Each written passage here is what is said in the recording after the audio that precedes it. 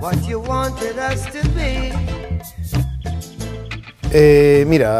La Constitución en principio, desde un punto de vista democrático, solo puede ser una cosa, que es el fruto de la voluntad del pueblo, es decir, lo que el pueblo quiere que sea la Constitución.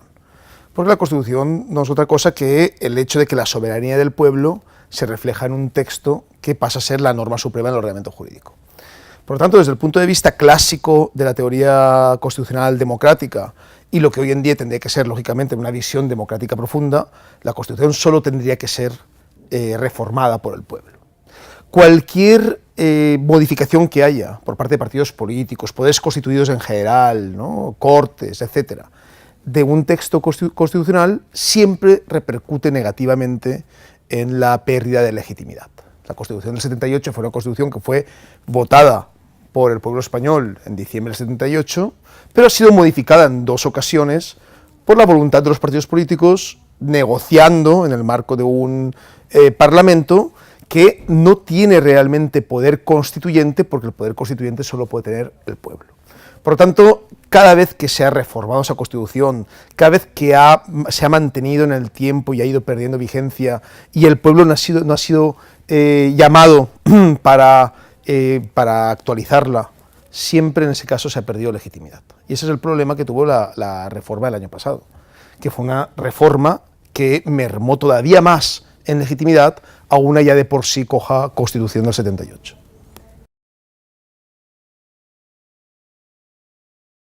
Claro, pero esto no es lo que digo yo, esto es lo que es la teoría clásica del constitucionalismo democrático, ¿no?, ya desde hace más de 200 años, y que en principio no es así actualmente porque en el siglo XIX hubo una involución de ese constitucionalismo hacia formas burguesas conservadoras que acabó planteando que el poder constituyente lo tenía el Parlamento.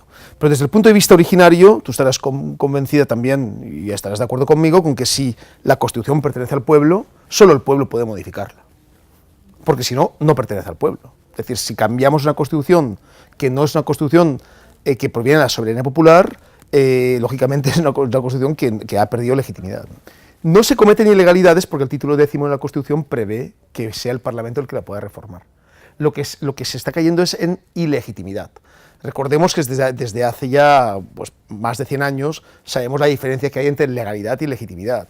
Una cosa es la legalidad, es decir, el franquismo se basaba en la legalidad, el pinochetismo se basaba en la legalidad, la Alemania nazi se basaba en la legalidad, ¿no?, el Reichstag, ¿no?, en el Estado de Derecho. Y otra cosa es la legitimidad.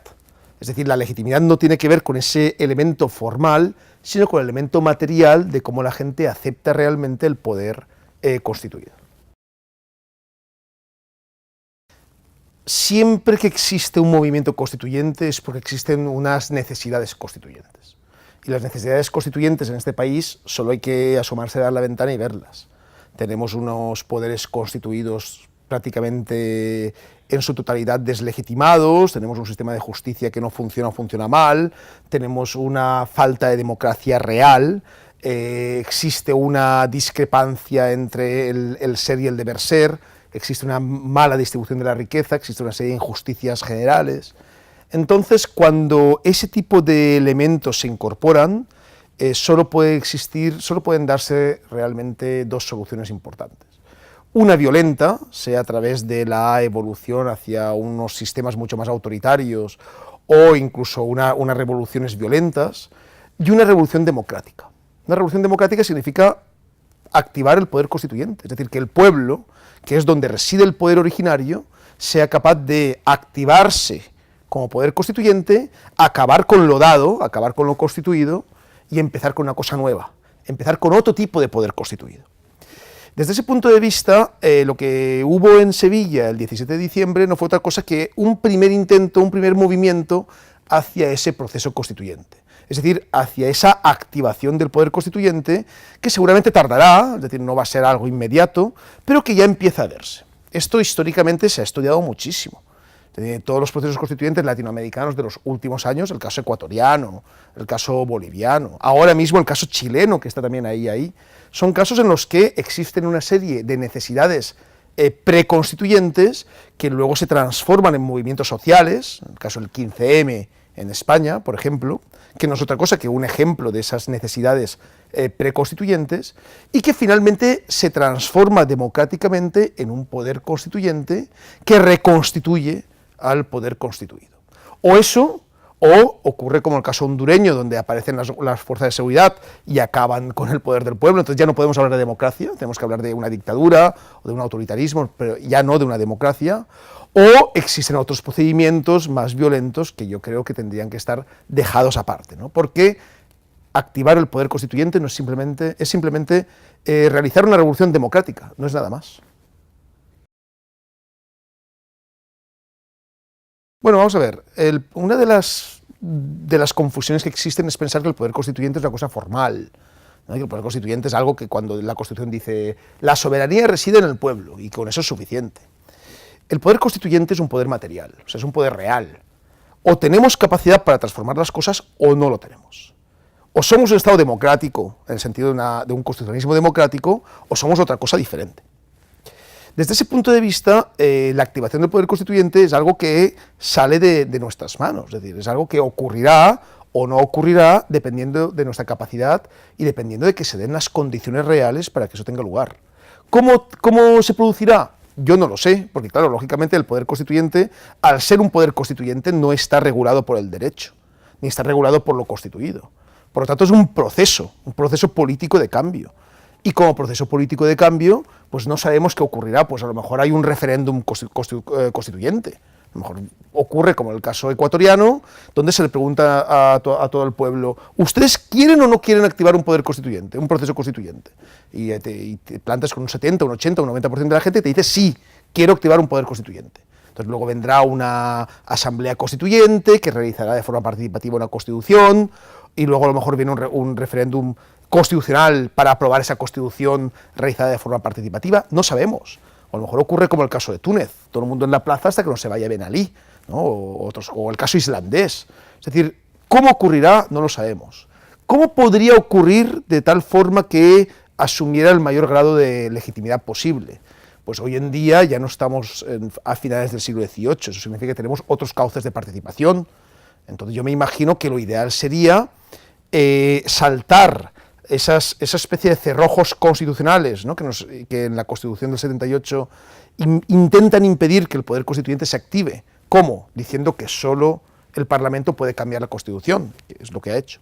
Saltar ese tipo de cerrojos constitucionales a través de un referéndum constituyente, donde se pregunta al pueblo si quiere o no quiere cambiar la Constitución, y que luego haya un proceso participativo, democrático, donde se cree un texto, que sea un texto que además pueda pasar por diferentes referéndums y puede ser ampliamente legitimado por el pueblo, y finalmente un referéndum final, ¿no? Pues habrá que decidir sobre si queremos un Estado federal o queremos mantenernos en el Estado autonómico. Habrá que decidir si somos un Estado plurinacional o somos un Estado nacional. Habrá que decidir entre monarquía y república.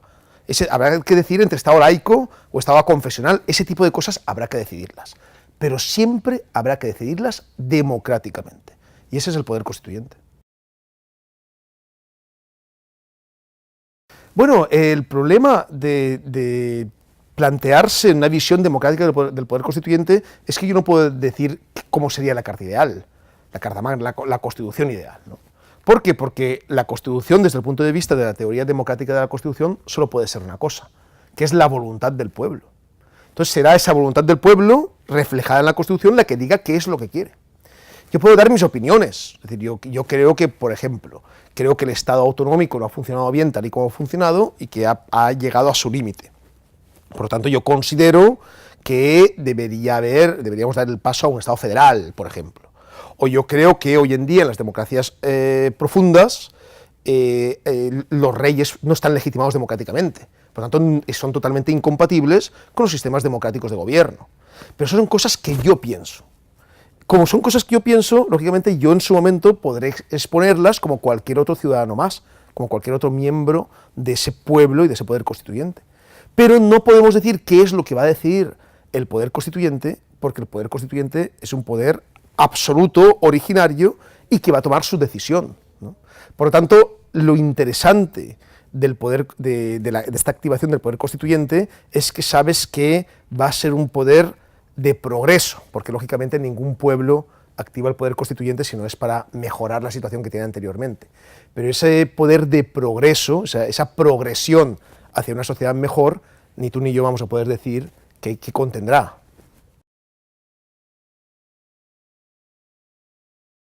Claro, van más avanzados porque, en primer lugar, porque están dentro de una región que es una región constituyente, es decir, el año pasado se cumplieron 20 años de la primera gran constitución de eso que llamamos el nuevo constitucionalismo, que fue la Constitución colombiana del 91, es decir, llevan 20 años de constituciones democráticas, ¿no? El caso, como comentábamos antes, el caso boliviano, la Constitución del 2009 o el caso ecuatoriano del 2008, que plantea elementos tan radicalmente democráticos como los derechos de la naturaleza o de los pueblos indígenas o el derecho a la paz.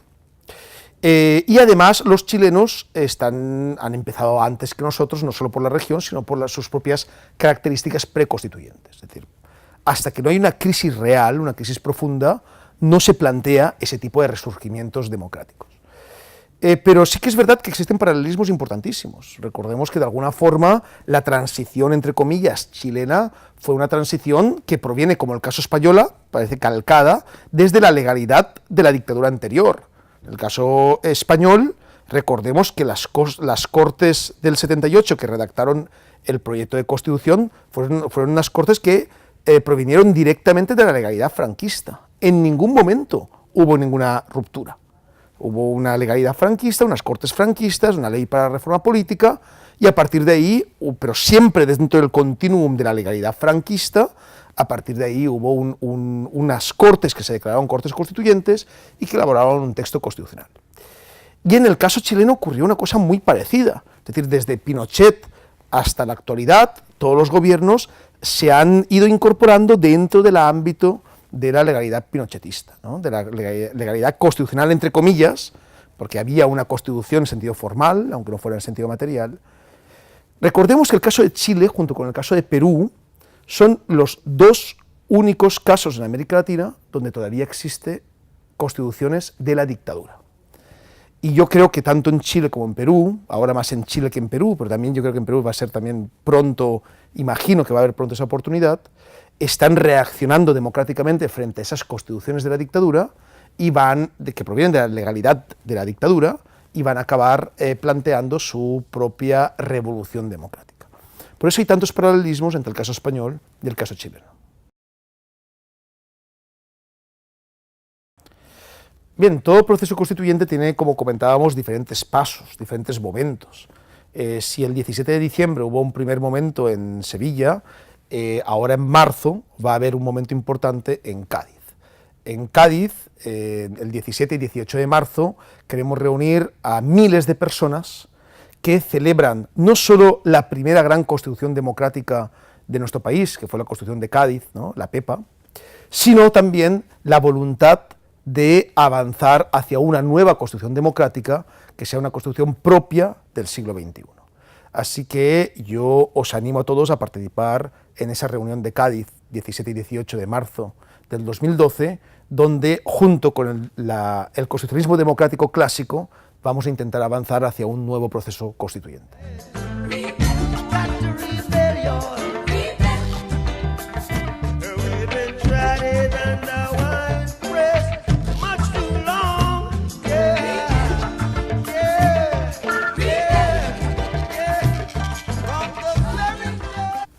Reformada por el pueblo.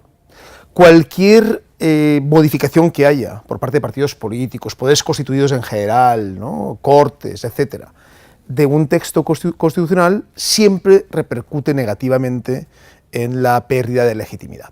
La Constitución del 78 fue una constitución que fue votada por el pueblo español en diciembre del 78, pero ha sido modificada en dos ocasiones. Actualizarla, siempre en ese caso se ha perdido legitimidad. Y ese es el problema que tuvo la reforma del año pasado, que fue una reforma que mermó todavía más en legitimidad a una ya de por sí coja Constitución del 78.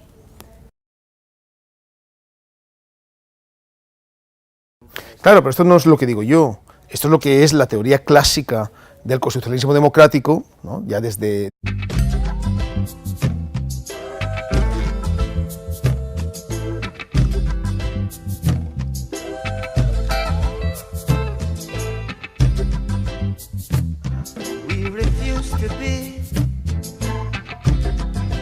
what you wanted us to be. La Constitución en principio, desde un punto de vista democrático, solo puede ser una cosa, que es el fruto de la voluntad del pueblo, es decir, lo que el pueblo quiere que sea la Constitución. Porque la Constitución no es otra cosa que el hecho de que la soberanía del pueblo se refleja en un texto que pasa a ser la norma suprema del ordenamiento jurídico. Por lo tanto, desde el punto de vista clásico de la teoría constitucional democrática y lo que hoy en día tendría que ser, lógicamente, una visión democrática profunda, la Constitución solo tendría que ser por la voluntad de los partidos políticos, negociando en el marco de un Parlamento que no tiene realmente poder constituyente, porque el poder constituyente solo puede tener el pueblo. Por lo tanto, cada vez que se ha reformado esa Constitución, cada vez que se ha mantenido en el tiempo y ha ido perdiendo vigencia, y el pueblo no ha sido llamado para